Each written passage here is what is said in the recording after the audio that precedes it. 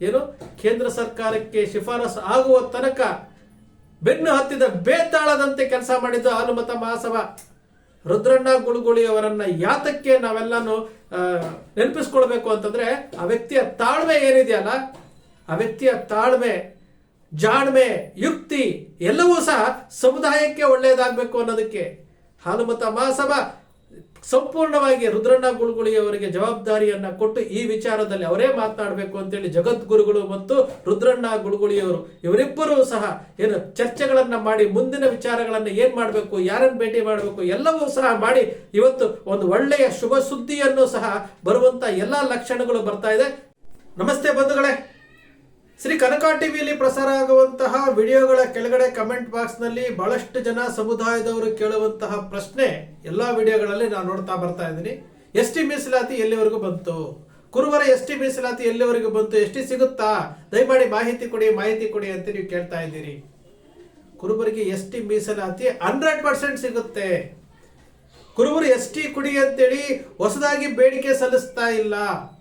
ನಾವು 2015ರಿಂದಲೂ ಇದನ್ನೇ ಹೇಳ್ಕೊಂಡು ಬರ್ತಾ ಇದ್ವಿ. 10 ವರ್ಷಗಳ ಕಾಲ ನಿರಂತರ ಹೋರಾಟ ಫಲಪ್ರದ ಕೊಡುವಂತಹ ಎಲ್ಲಾ ಸೂಚನೆಗಳು ಕಾಣ್ತಾ ಇದ್ದಾವೆ. ಕುರುಬರು ಎಸ್ಟಿ ಬೇಕು ಅಂತ ಕೇಳ್ತಾ ಇಲ್ಲ. ಕುರುಬರು ಆಲ್ರೆಡಿ ಎಸ್ಟಿ ಪಟ್ಟಿನಲ್ಲಿ ಇದ್ದೀವಿ. ಕ್ರಮ ಸಂಖ್ಯೆ 28 ಎಸ್ಟಿ ಮೀಸಲಾತಿ ಪಟ್ಟಿ ನೀವು ತೆಗೆದು ನೋಡಿದ್ರೆ ಕ್ರಮ ಸಂಖ್ಯೆ 28ರಲ್ಲಿ ಕುರುಬ ಅನ್ನೋ 3 ಅಕ್ಷರ ಏನು ಕ್ರಮ ಸಂಖ್ಯೆ 28ರಲ್ಲಿ ಎಸ್ಟಿ ಪಟ್ಟಿನಲ್ಲೇ ಇದೆ.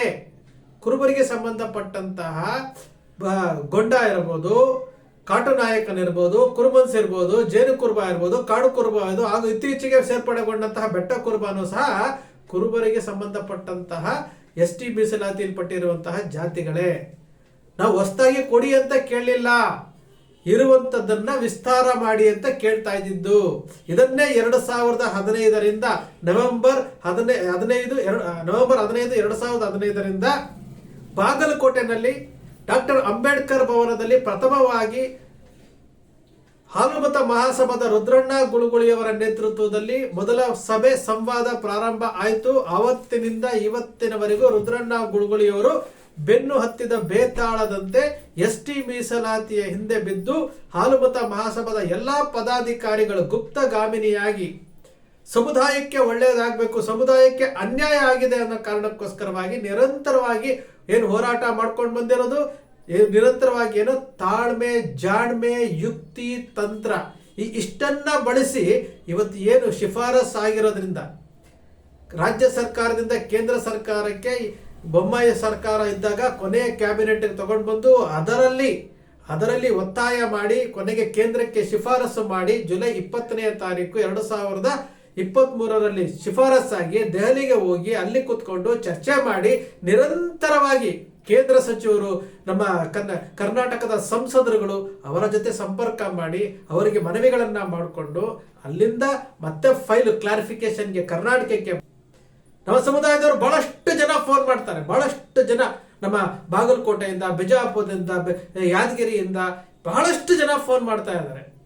ಅವರಿಗೆ ಸಂಪೂರ್ಣವಾಗಿ ಸಮಾಧಾನ ಮಾಡಲಿಕ್ಕೆ ಆಗೋದಿಲ್ಲ. ಯಾಕಂದ್ರೆ ಪ್ರಕ್ರಿಯೆ ಮುಗಿದ ನಂತರವೇ ಅವರಿಗೆ ವಿಷಯಗಳನ್ನ ಹೇಳಬೇಕು. ಸುಮ್ಮನೆ ಏನೋ ಕಾಟಾಚಾರಕ್ಕೆ ಅವ್ರು ಹೇಳಿದ್ರು ಅನ್ನೋದಕ್ಕಿಂತ ಆಗ್ತಾ ಇರುವಂತಹ ಬೆಳವಣಿಗೆಗಳ ಬಗ್ಗೆ ನಾವು ಸೂಕ್ಷ್ಮವಾಗಿ ತಿಳಿಸುವಂತಹ ಪ್ರಾಮಾಣಿಕ ಪ್ರಯತ್ನ ನಾವು ಮಾಡ್ತಾನೆ ಇದ್ವಿ. ಇವತ್ತು ನಿಮಗೆ ಹೇಳ್ತೀನಿ, ಕಮೆಂಟ್ ಅಲ್ಲಿ ಆಗ್ತಾ ಇರೋದ್ರಿಂದ ಬಹಳಷ್ಟು ಜನ ಫೋನ್ ಕಾಲ್ಗಳು ಮಾಡೋದ್ರಿಂದ ನಾವು ಹೇಳ್ತಾ ಇದ್ವಿ, 100ಕ್ಕೆ 100 ಭಾಗ ಕುರುಬರಿಗೆ ಆಗಿರುವಂತಹ ಎಸ್ಟಿ ಮೀಸಲಾತಿಯಲ್ಲಿ ಆಗಿರುವಂತಹ ಅನ್ಯಾಯ ಸರಿ ಹೋಗುತ್ತೆ.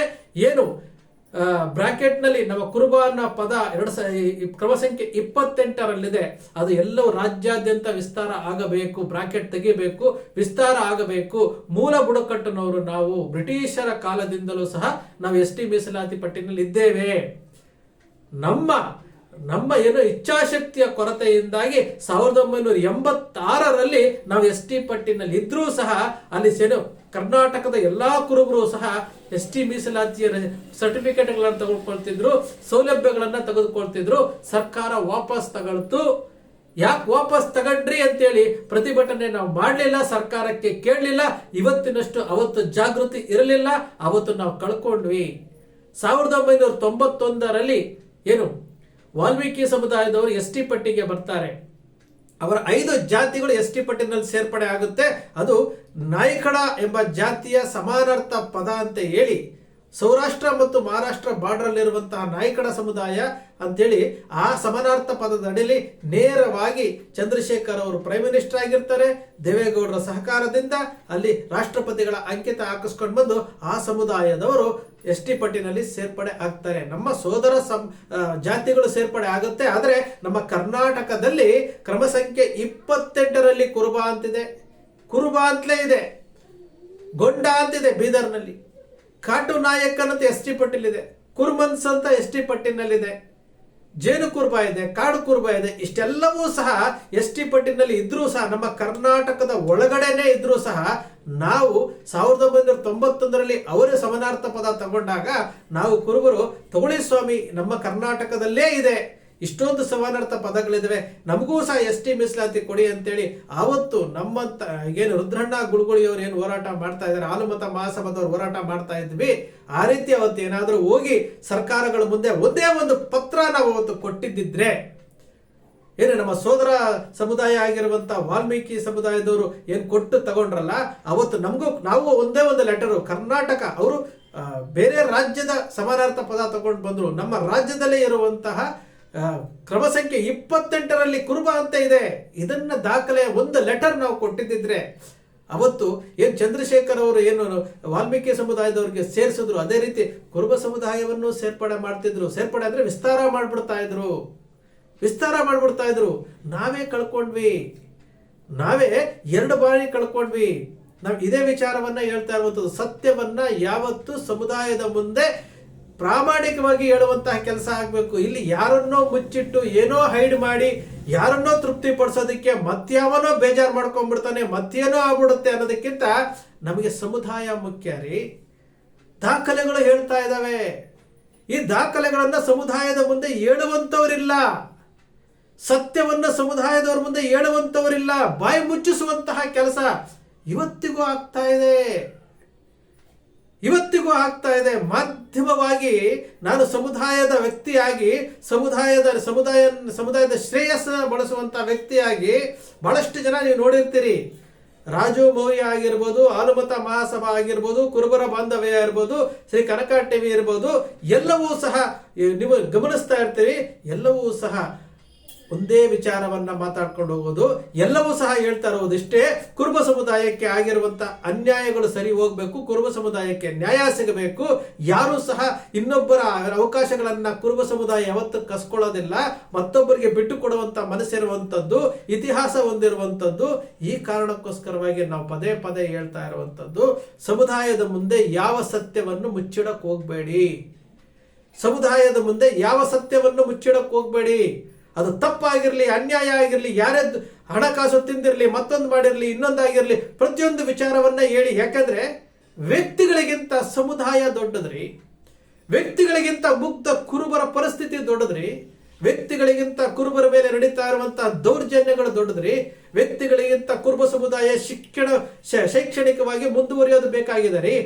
ಇವತ್ತೇನು ಸಿದ್ದರಾಮಯ್ಯನವರು ಜಾತಿ ಗಣತಿ ವರದಿಯನ್ನು 2015ರಲ್ಲಿ ಮಾಡಿದ್ರಲ್ಲ, 10 ವರ್ಷ ಆಯ್ತಲ್ಲ. ಅವತ್ತು ಹಾಲುಮತ ಮಹಾಸಭಾ ಸಹ ಜಾತಿ ಗಣತಿ ಮಾಡಿತ್ತು. ಹಿಂದೆ ಮೊದಲನೇ ವಿಡಿಯೋ, 2ನೇ ವಿಡಿಯೋದಲ್ಲಿ ನಾನು ಹಾಕಿದ್ದೀನಿ. ಆ ವಿಡಿಯೋದಲ್ಲಿ ನಾನು ಹಾಕಿದ್ದೀನಿ. ಅಲ್ಲಿ ಮುಧೋಳ ತಾಲೂಕು ಮತ್ತು ಶಿರಹಟ್ಟಿ ತಾಲೂಕಿನಲ್ಲಿ ನಾವು ಜಾತಿ ಗಣತಿ ಮಾಡಿದ್ವಿ, ಕುರುಬ ಸಮುದಾಯದ ಜಾತಿ ಗಣತಿ ಮಾಡಿದ್ವಿ. ಅದರಲ್ಲಿ ನಮಗೆ ಶಿರಹಟ್ಟಿ ಭಾಗದಲ್ಲಿ ನಾವು ಜಾತಿ ಗಣತಿ ಒಂದು 4-5 ಗ್ರಾಮ ಮಾಡಿದಾಗ ಅಲ್ಲಿ ನಮಗೆ ಶೈಕ್ಷಣಿಕವಾಗಿ ಎಂತಹ ಆಘಾತ ಆಗಿತ್ತು ಗೊತ್ತೇನೋ. SSLC ಓದಿರುವಂತಹ ಅವರು ವಿದ್ಯಾಭ್ಯಾಸ ಕಾಲಂನಲ್ಲಿ ತುಂಬುವುದಕ್ಕೆ SSLC ಓದಿರುವಂತರಿಲ್ಲ, ಹೆಣ್ಣು ಮಕ್ಕಳು 4-5 ಜನ ಬಿಟ್ರೆ. ಅಂತಹ ಶಿಕ್ಷಣದಲ್ಲಿ ನಾವು ಹಿಂದುಳಿದಿದ್ದೀವಿ. ST ಮೀಸಲಾತಿ ಸಿಕ್ಕಿದ್ರೆ ಒಂದು ಅನುಕೂಲ ಆಗುತ್ತೆ. ಈ ಕಾರಣಕ್ಕೋಸ್ಕರವಾಗಿ ಕುರುಬರ ಮೇಲೆ ನಡೀತಾ ಇರುವಂತಹ ದೌರ್ಜನ್ಯಗಳ ತಡೆಗೋಸ್ಕರವಾಗಿ ST ಮೀಸಲಾತಿಯನ್ನ ನಾವು ಕೇಳ್ತಾ ಇರುವಂತದ್ದು. ಯಾವುದು ಸೃಷ್ಟಿ ಮಾಡಿಲ್ಲ, ಇನ್ನೊಬ್ಬರದ್ದು ಕಸ್ಕೊಳ್ತಾ ಇಲ್ಲ, ಏನಿಲ್ಲ. ನಾವು ಕೇಳ್ತಾ ಇರೋದೇನು, ST ಮೀಸಲಾತಿಯ ಪ್ರಮಾಣವನ್ನ ಹೆಚ್ಚಿಸಿ ಕುರುಬರನ್ನ ಸೇರಿಸಿ ಕುರುಬರಿಗೂ ಅನುಕೂಲ ಮಾಡಿಕೊಡಿ ಅಂತ ಕೇಳ್ತಾ ಇರುವುದು ಅದನ್ನೇ. ಚಾಣಕ್ಷತನದಿಂದ, ತಂತ್ರದಿಂದ ಹಾಲುಮತ ಮಹಾಸಭಾ ಇವತ್ತಿನವರೆಗೂ ಪಾರದರ್ಶಕತೆಯನ್ನು ಕಾಪಾಡ್ಕೊಂಡು ಬಂದಿದೆ.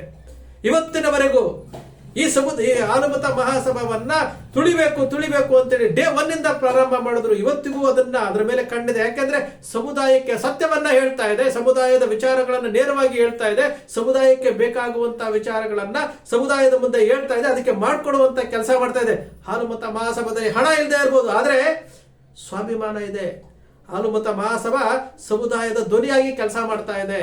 ಎಲ್ಲರೂ ಸಹ ಸಮಾನ ಮನಸ್ಕರು ಸೇರ್ಕೊಂಡಿರುವಂತಹ ಈ ಸಮೂಹ ಇವತ್ತು ಸಮುದಾಯಕ್ಕೆ ಏನು ಬೇಕೋ ಅದನ್ನ ಮಾಡ್ತಾ ಇದೆ. ನಿರಂತರವಾಗಿ 10 ವರ್ಷಗಳ ಕಾಲ ನಿರಂತರವಾಗಿ ಹಾಲುಮತ ಮಹಾಸಭಾ ಎಸ್ ಟಿ ಮೀಸಲಾತಿ ನವೆಂಬರ್ 2015ರಲ್ಲಿ ಪ್ರಾರಂಭ ಆಗಿದ್ದು, ಬಾಗಲಕೋಟೆಯಲ್ಲಿ, ಬೆಳಗಾವಿ, ಗದಗ, ಕೊಪ್ಪಳ, ಎಲ್ಲ ಚಾಮರಾಜನಗರದಿಂದ ಹಿಡಿದು ಮೈಸೂರಿಂದ ಹಿಡಿದು ಎಲ್ಲಾ ಕಡೆ ಎಸ್ ಟಿ ಮೀಸಲಾತಿ ಜಾಗೃತಿ ಮೂಡಿಸಿ ಕೇಂದ್ರ ಸರ್ಕಾರಕ್ಕೆ ಶಿಫಾರಸು ಆಗುವ ತನಕ ಬೆನ್ನು ಹತ್ತಿದ ಬೇತಾಳದಂತೆ ಕೆಲಸ ಮಾಡಿದ್ದು ಹಾಲುಮತ ಮಹಾಸಭಾ. ರುದ್ರಣ್ಣ ಗುಳುಗುಳಿ ಅವರನ್ನ ಯಾತಕ್ಕೆ ನಾವೆಲ್ಲಾನು ನೆನಪಿಸ್ಕೊಳ್ಬೇಕು ಅಂತಂದ್ರೆ, ಆ ವ್ಯಕ್ತಿಯ ತಾಳ್ಮೆ ಏನಿದೆಯಲ್ಲ, ಆ ವ್ಯಕ್ತಿಯ ತಾಳ್ಮೆ, ಜಾಣ್ಮೆ, ಯುಕ್ತಿ ಎಲ್ಲವೂ ಸಹ ಸಮುದಾಯಕ್ಕೆ ಒಳ್ಳೆಯದಾಗಬೇಕು ಅನ್ನೋದಕ್ಕೆ ಹಾಲುಮತ ಮಹಾಸಭಾ ಸಂಪೂರ್ಣವಾಗಿ ರುದ್ರಣ್ಣ ಗುಳುಗುಳಿ ಅವರಿಗೆ ಜವಾಬ್ದಾರಿಯನ್ನ ಕೊಟ್ಟು ಈ ವಿಚಾರದಲ್ಲಿ ಅವರೇ ಮಾತನಾಡಬೇಕು ಅಂತೇಳಿ ಜಗದ್ಗುರುಗಳು ಮತ್ತು ರುದ್ರಣ್ಣ ಗುಳುಗುಳಿಯವರು ಇವರಿಬ್ಬರೂ ಸಹ ಚರ್ಚೆಗಳನ್ನ ಮಾಡಿ ಮುಂದಿನ ವಿಚಾರಗಳನ್ನ ಏನ್ ಮಾಡಬೇಕು, ಯಾರನ್ನು ಭೇಟಿ ಮಾಡಬೇಕು ಎಲ್ಲವೂ ಸಹ ಮಾಡಿ ಇವತ್ತು ಒಂದು ಒಳ್ಳೆಯ ಶುಭ ಸುದ್ದಿಯನ್ನು ಸಹ ಬರುವಂತ ಎಲ್ಲಾ ಲಕ್ಷಣಗಳು ಬರ್ತಾ ಇದೆ. ತಾಳ್ಮೆಯಿಂದ ಕಾದು ನೋಡಿ. ಯಾಕೆಂದ್ರೆ ಕೈಯಲ್ಲಿದ್ದದ್ದನ್ನ ನಾವು ಕಳ್ಕೊಂಡ್ವಿ. 1985ರಲ್ಲಿ ಕಳ್ಕೊಂಡ್ವಿ, 91ರಲ್ಲಿ ನಾವು ಕಳ್ಕೊಂಡ್ವಿ. ಈ ಬಾರಿ ಎಚ್ಚರಿಕೆಯಿಂದ 3ನೇ ಬಾರಿಗೆ ಕುರುಬರು ಎಸ್ ಟಿ ಮೀಸಲಾತಿ ವಿಸ್ತಾರ ಆಗಲೇಬೇಕು ಅನ್ನೋ ಕಾರಣಕ್ಕೋಸ್ಕರವಾಗಿ ಪಣತೊಟ್ಟು ನಿಂತಿದ್ದೇವೆ. ಖಂಡಿತ 100ಕ್ಕೆ 100 ಭಾಗ ಎಸ್ ಟಿ ಮೀಸಲಾತಿ ಕುರುಬರಿಗೆ ಎಲ್ಲಾ ರಾಜ್ಯಗಳ ಅಖಂಡ ಕರ್ನಾಟಕದ ಎಲ್ಲಾ ಕುರುಬರಿಗೆ ಎಸ್ ಟಿ ಮೀಸಲಾತಿ ವಿಸ್ತಾರ ಆಗೇ ಆಗುತ್ತೆ ಎಂಬ ನಂಬಿಕೆ ನಮ್ಮಲ್ಲಿದೆ. ನಾವು ಖಂಡಿತವಾಗಲೂ ಸಮುದಾಯಕ್ಕೆ ಯಾವುದೇ ವಿಚಾರವನ್ನ ಹೈಡ್ ಮಾಡೋದಾಗ್ಲಿ, ಮುಚ್ಚಿಡೋದಾಗ್ಲಿ, ಮತ್ತೊಂದಾಗ್ಲಿ ಕೆಲಸ ನಾವು ಮಾಡೋದಿಲ್ಲ. ಶ್ರೀ ಕನಕ ಟಿವಿಯ ಮೂಲಕ ಸಮುದಾಯದ ವಿಚಾರಗಳನ್ನ ನಾವು ಹೇಳ್ತೇವೆ. ಸಮುದಾಯದ ವಿಚಾರಗಳು ಪ್ರತಿಯೊಬ್ಬ ಕುರುಬನಿಗೂ ಇದು ಗೊತ್ತಾಗಿರಲೇಬೇಕು ಅನ್ನೋ ವಿಚಾರವಾಗಿ ಪ್ರತಿಯೊಂದು ವಿಚಾರಗಳನ್ನ ನಾವು ಹೇಳ್ತೀವಿ. ನಮ್ಮನ್ನ ನೀವು ಯಾವ ರೀತಿಯಾಗೂ ಸಹ ಬಾಯಿ ಮುಚ್ಚಿಸೋದಕ್ಕೆ ಆಗೋದಿಲ್ಲ. ಯಾಕೆಂದ್ರೆ ಪ್ರಾಮಾಣಿಕವಾಗಿ ಸಂಗೊಳ್ಳಿ ರಾಯಣ್ಣನ ಮೂರ್ತಿಗೆ ಕಂಕಣ ಕಟ್ಟಿ ರಾಯಣ್ಣ, ನಿನ್ನ ಶಕ್ತಿಯಿಂದ, ನಿನ್ನ ಆಶೀರ್ವಾದದಿಂದ ನಾವು ಸಮುದಾಯದ ಜಾಗೃತಿ ಮಾಡಲಿಕ್ಕೆ ಹೊರಟಿದ್ದೀವಿ ಅಂತೇಳಿ ಹಾಲುಮತ ಮಹಾಸಭಾದ ರುದ್ರಣ್ಣ ಗುಳುಗುಳಿಯವರು ಮತ್ತು ನಾವೆಲ್ಲ ಸೇರಿ ಕಂಕಣ ಕಟ್ಟಿ ಮುಂದಕ್ಕೆ ಹೋಗ್ತಾ ಇರುವಂತದ್ದು. ನೀವು ಮಾನಸಿಕವಾಗಿ ಕೆಲವರು ಬೆರಳಿಕೆಯಷ್ಟು ಜನ ಮಾನಸಿಕವಾಗಿ ಕುಗ್ಗಿಸುವಂತ ಪ್ರಯತ್ನ ಮಾಡಬಹುದು, ದೈಹಿಕವಾಗಿ ಕುಗ್ಗಿಸುವಂತ ಪ್ರಯತ್ನ ಮಾಡಬಹುದು. ಆದ್ರೆ ಸಂಗೊಳ್ಳಿ ರಾಯಣ್ಣ ನಮ್ಮ ಹಿಂದೆ ಇದ್ದಾನೆ. ನಾವು ಕುಗ್ಗದಾಗೆಲ್ಲ ಸಂಗೊಳ್ಳಿ ರಾಯಣ್ಣ ನಮ್ಗೆ ಬೂಸ್ಟ್ ಕೊಡ್ತಾನೆ. ನಾವಿದ್ದೀವಿ, ಮುಂದೆ ಹೋಗಿ ಅಂತ ಹೇಳ್ತಾನೆ. ಆ ಶಕ್ತಿನ ಇವತ್ತು ಇಲ್ಲಿವರೆಗೂ ತಂದಿರುವಂತದ್ದು ಎಸ್ ಟಿ ಮೀಸಲಾತಿಯ ವಿಚಾರದಲ್ಲಿ ನಾವು ನಿಮಗೆ ಒಂದು ಅಪ್ಡೇಟ್ ಅನ್ನ ನಾವು ಕೊಡ್ತಾ ಇದ್ದೀವಿ. ಖಂಡಿತವಾಗಲೂ ಒಳ್ಳೆಯ ಬೆಳವಣಿಗೆ ಈ 4 ದಿವಸಗಳಲ್ಲಿ ನಡೆದಿದೆ. ಖಂಡಿತವಾಗಲೂ ಆದಷ್ಟು ಬೇಗ ನಿಮ್ಮೆಲ್ಲರಿಗೂ ಸಹ ಒಂದು ಕರೆಯನ್ನ ನಾವು ಕೊಡ್ತೇವೆ. ಎಲ್ಲರಿಗೂ ವಿಚಾರವನ್ನ ತಿಳಿಸುವಂತ ಕೆಲಸ ನಾವು ಮಾಡ್ತೇವೆ. 100ಕ್ಕೆ 100 ಭಾಗ ಯಾವುದೇ ಕುರುಬ ಸಮುದಾಯ ಇನ್ನೊಬ್ಬರ ಹಕ್ಕುಗಳನ್ನ ಕಿಸ್ಕೊಳ್ತಾ ಇಲ್ಲ.